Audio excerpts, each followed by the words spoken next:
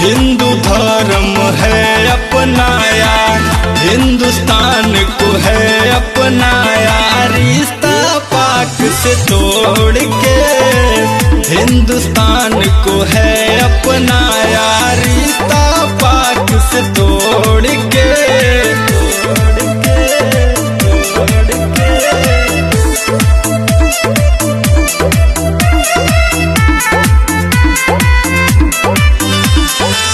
बन गई है अमर कहानी सीमा तेरे प्यार की, सीमा तेरे प्यार की। होती है क्या ताकत भाई सच वाले प्यार की, प्यार की।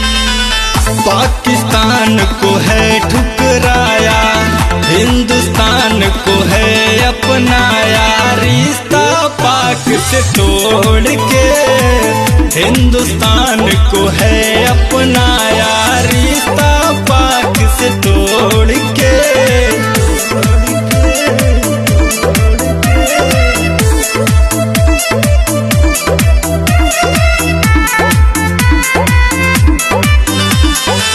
जीजा बन गए हैं सचिन भैया अब तो पाक के, भैया